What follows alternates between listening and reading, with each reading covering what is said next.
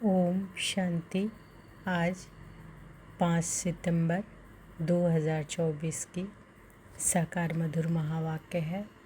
आज 5 सितंबर शिक्षक दिवस के शुभ अवसर पर सभी को बहुत बहुत बधाई हो। हम सभी परमात्म विद्यार्थी अपने सर्वज्ञाता सर्वज्ञान परम शिक्षक शिव बाबा को हृदय से धन्यवाद करेंगे। हमें स्वयं भगवान शिक्षक बनकर पढ़ाते हैं। हमारा परम सौभाग्य है कि हम सर्वोच्च शिक्षक से सृष्टि के आदि मध्य अंत का ज्ञान प्राप्त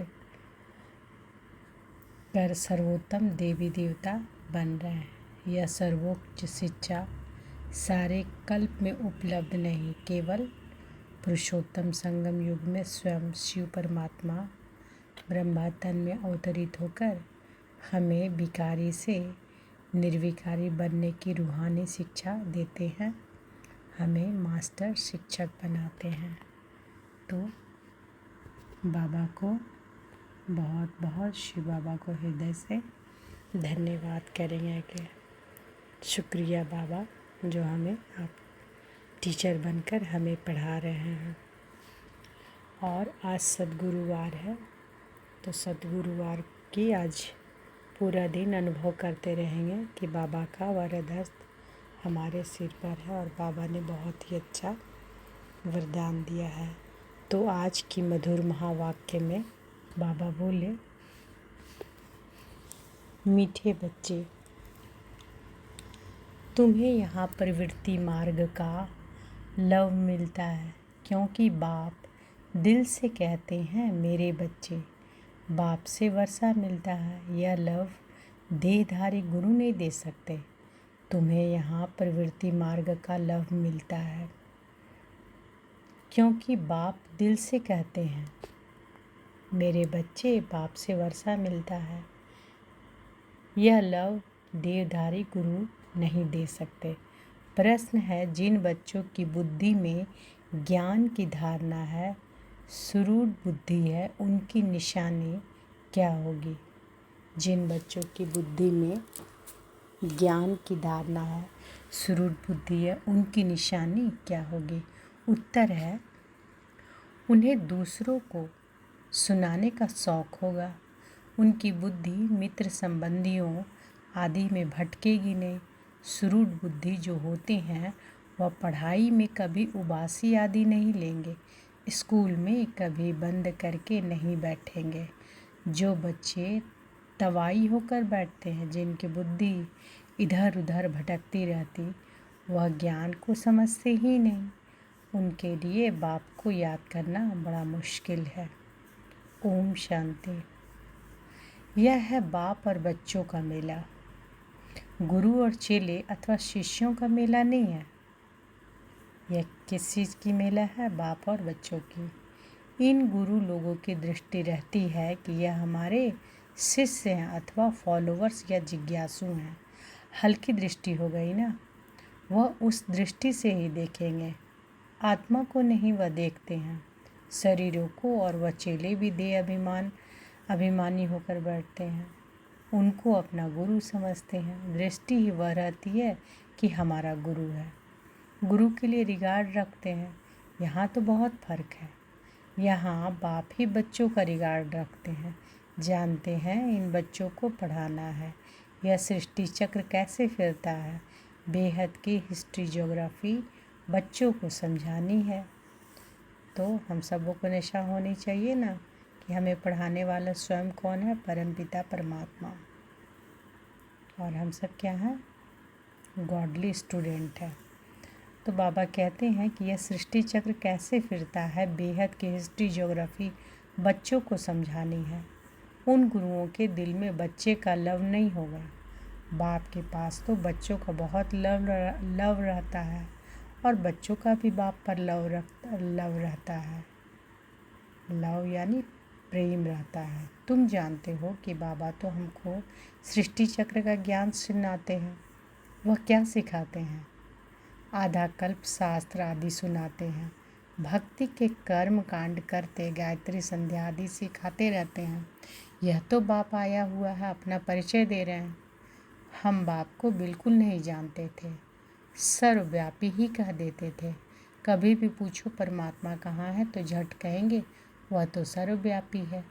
तुम्हारे पास मनुष्य जब आते हैं तो पूछते हैं कि यहाँ क्या सिखाया जाता है। बोलो हम राजयोग सिखाते हैं, जिससे तुम मनुष्य से देवता अर्थात राजा बन सकते हो। और कोई सत्संग ऐसा नहीं होगा जो कहे कि हम मनुष्य से देवता बनने की शिक्षा देते हैं। और कोई सत्संग ऐसा होगा क्या जो कहे कि मनुष्य देवता बनने की शिक्षा देते हैं। देवताएं होते हैं सतयुग में, कलयुग में है मनुष्य। अब हम तुमको सारे सृष्टि चक्र का राज समझाते हैं, जिससे तुम चक्रवर्ती राजा बन जाएंगे। और फिर तुमको पावन बनने की बहुत अच्छी युक्ति बताते हैं। ऐसी युक्ति कभी कोई समझा न सके। यह है सहज राजयोग।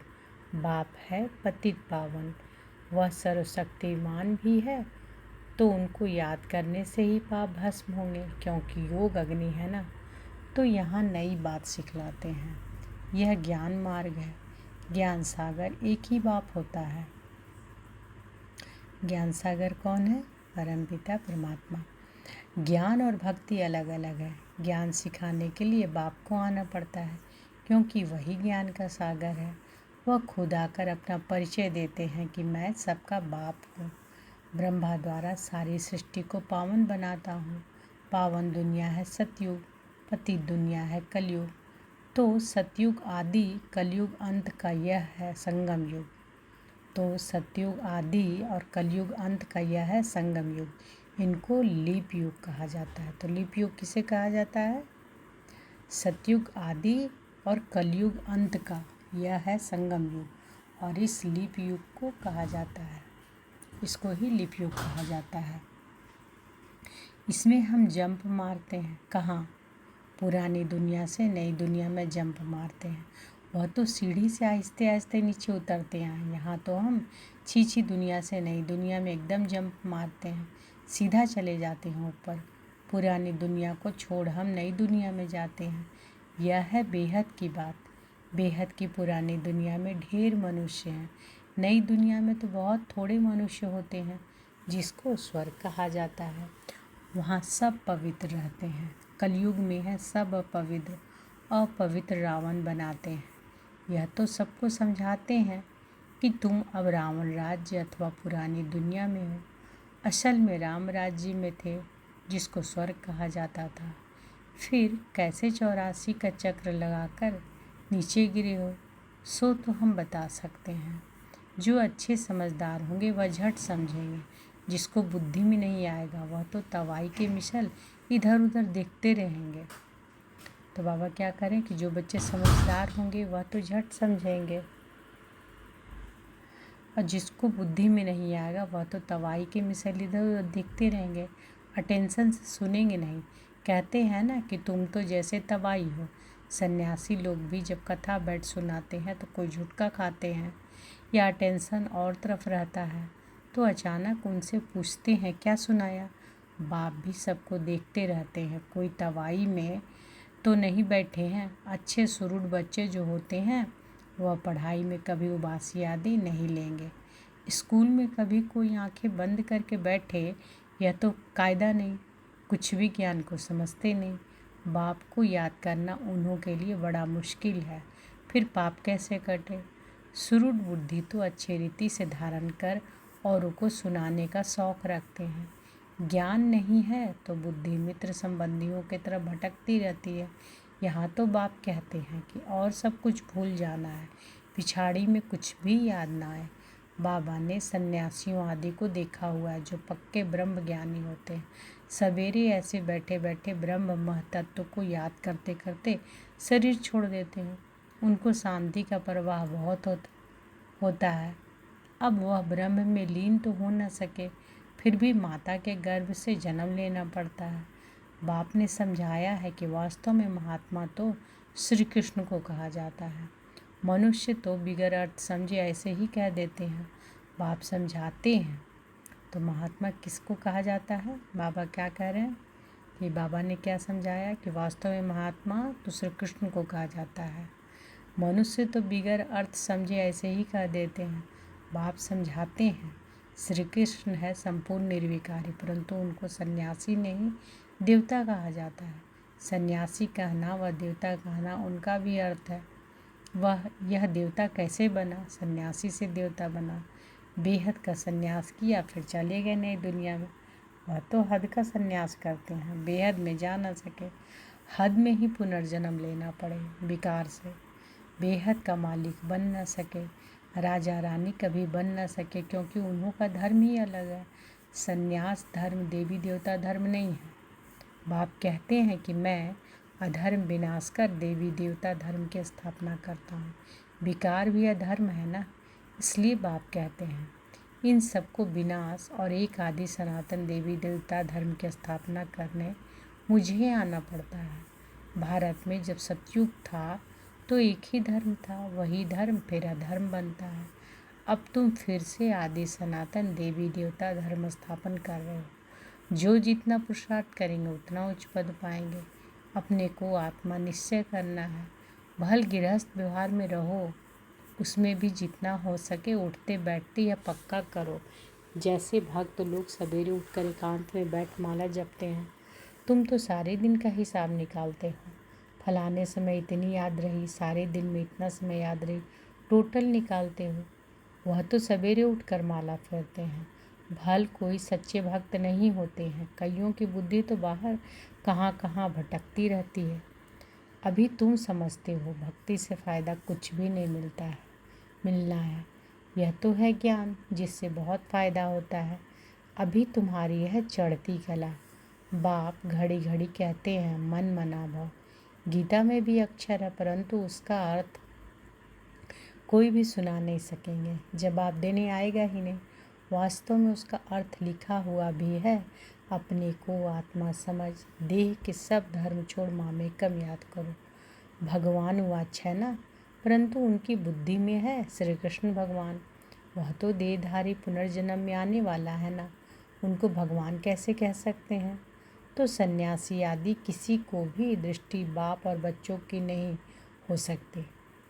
तो सन्यासी आदि किसी की भी दृष्टि बाप और बच्चों की नहीं हो सकती।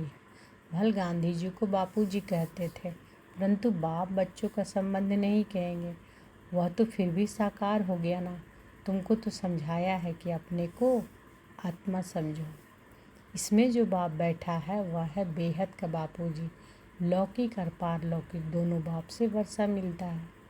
बापूजी से तो कुछ भी नहीं मिला। अच्छा, भारत की राजधानी वापस मिली, परंतु यह वर्षा तो नहीं कहेंगे। सुख मिलना चाहिए ना। वर्षे होते ही हैं दो, एक है हद के बाप का, दूसरा है बेहद के बाप का। तो वर्षे कौन कौन है? वर्षे होते ही हैं दो, कौन कौन से? एक हद के बाप का और दूसरा बेहद के बाप का। ब्रह्मा से भी कोई वर्षा नहीं मिलता है। भल सारी प्रजा का वह पिता है, उनको कहते हैं ग्रेट ग्रैंडफादर। वह खुद कहते हैं कि मेरे से तुमको कुछ भी वर्षा नहीं मिलता, जबकि वह खुद कहते हैं कि मेरे से वर्षा नहीं मिल सकता। तो उस बापू जी से फिर क्या वर्षा मिल सकेगा? कुछ भी नहीं। अंग्रेज़ तो चले गए, अभी क्या है?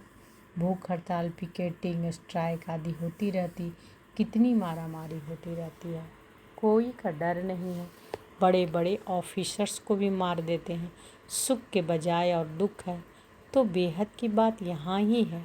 बाप कहते हैं कि पहले पहले तो यह पक्का निश्चय करो कि हम आत्मा है, शरीर नहीं। बाप ने हमको अडॉप्ट किया है, हम अडॉप्टेड बच्चे हैं। तुमको समझाया जाता है। बाप ज्ञान का सागर आया है और सृष्टि चक्र का राज समझाते हैं, दूसरा कोई समझा ना सके। बाप कहते हैं कि देह सहित देह के सब धर्मों को भूल मामेकम याद करो। सतो प्रधान जरूर बनना पड़ेगा। यह भी जानते हो पुरानी दुनिया का विनाश तो होना ही है। नई दुनिया में बहुत थोड़े होते हैं। कहाँ इतनी करोड़ों आत्माएं और कहाँ 9 लाख। इतने सब कहाँ जाएंगे?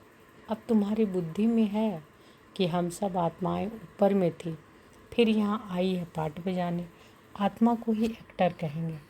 आत्मा एक्ट करती है इस शरीर के साथ। आत्मा को ऑर्गन्स तो चाहिए ना। आत्मा कितनी छोटी है, 84 लाख जन्म है नहीं। हर एक अगर 84 लाख जन्म ले, फिर पार्ट रिपीट कैसे करेंगे? याद नहीं रह सकता, स्मृति से बाहर चला जाए। 84 जन्म भी तुमको याद नहीं रहते, भूल जाते हो। अब तुम बच्चों को बाप को याद कर पवित्र जरूर बनना है। तो बाबा क्या करें कि अब तुम बच्चों को बाबा को मतलब बाप को याद करके पवित्र जरूर बनना है।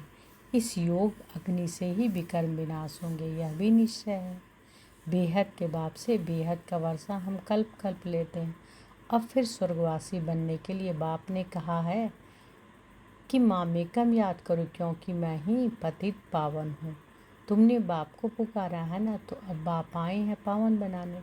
पावन होते हैं देवता, पतित होते हैं मनुष्य। पावन बनकर फिर शांति धाम में जाना है। तुम शांति धाम में जाना चाहते हो या सुख धाम आना चाहते हो? सन्यासी तो कहते हैं कि सुख कागविष्टा के समान है, हमको शांति चाहिए। तो वह सतयुग में कभी आ नहीं सकेंगे। सतयुग में था प्रवृत्ति मार्ग का धर्म। देवताएं निर्विकारी थे, वही पुनर्जन्म लेते लेते पतित बनते हैं। अब बाप कहते हैं निर्विकारी बनना है, स्वर्ग में चलना है। तो मुझे याद करो तो तुम्हारे पाप कट जाएं, पुण्य आत्मा बन जाएंगे। फिर शांति धाम सुख धाम में जाएंगे। वहाँ शांति भी थी, सुख भी था। अभी है दुख धाम। फिर बाप आकर सुख धाम की स्थापना करते हैं, दुख धाम का विनाश। चित्र भी सामने है, बोलो कि अभी तुम कहाँ खड़े हो? अभी यह कलयुग का अंत विनाश सामने खड़ा है। बाकी जाकर थोड़ा टुकड़ा रहेगा, इतने खंड तो वहाँ होते नहीं। यह सब वर्ल्ड की हिस्ट्री ज्योग्राफी बाप ही बैठ समझाते हैं। यह पाठशाला है। भगवान वाच पहले पहले बाप का परिचय देना पड़ता है। अभी कलयुग है, फिर सतयुग में जाना है। वहाँ तो सुख ही सुख होता है। एक को याद करना, वह है अव्यभिचारी। एक को याद करना, उसको क्या बोला जाता है? अव्यभिचारी याद। शरीर को भी भूल जाना है। शांति धाम से आए हैं, फिर शांति धाम में जाना है। वहाँ पतित कोई जा न सके। बाप को याद करते करते पावन बन तुम मुक्ति धाम में चल जाएंगे। यह अच्छी रीति बैठ समझाना पड़ता है। आगे इतने सब चित्र थोड़े ही थे, बिगर चित्र भी नटसेल में समझाया जाता था। इस पाठशाला में मनुष्य देवता बन जाना है। यह है नई दुनिया के लिए नॉलेज। वह बाप ही देंगे ना। तो बाप की दृष्टि रहती है बच्चों पर। तो बाबा किसकी दृष्टि रहती है? बाबा की दृष्टि किस पर रहती है? बच्चों पर। हम आत्माओं को पढ़ाते हैं, तुम भी समझाते हो। बेहद का बाप हमको समझाते हैं। उनका नाम है शिव बाबा। सिर्फ बेहद का बाबा कहने से भी मूंझ जाएंगे, क्योंकि बाबाएं भी बहुत हो गए हैं। म्यूनसिपैलिटी के मेयर को भी कहते हैं बाबा। बाप कहते हैं कि मैं इसमें आता हूँ, तो भी मेरा नाम शिव ही है। मैं इस रथ द्वारा तुमको नॉलेज देता हूँ।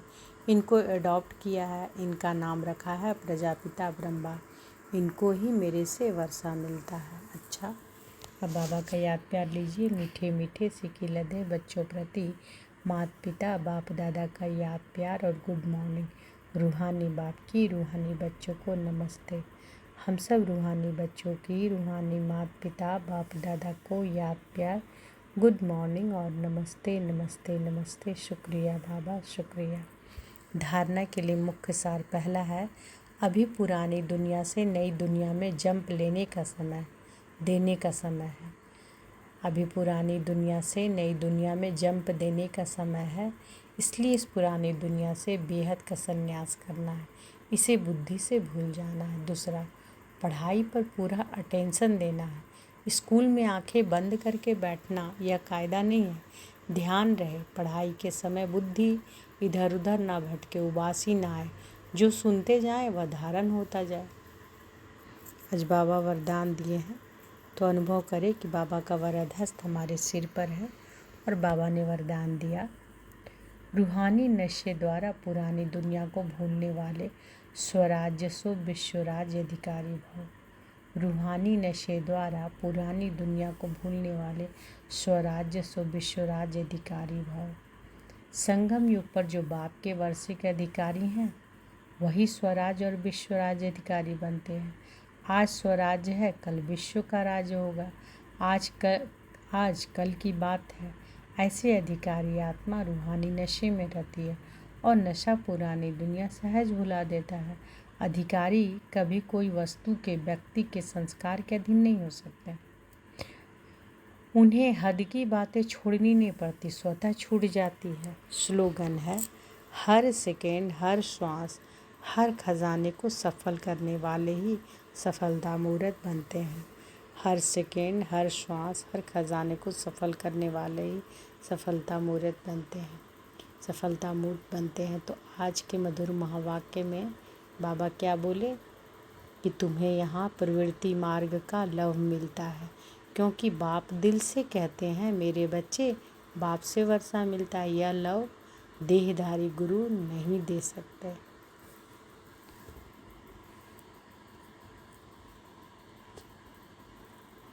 तो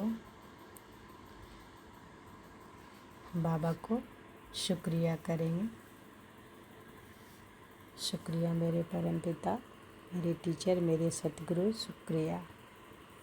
ओम शांति।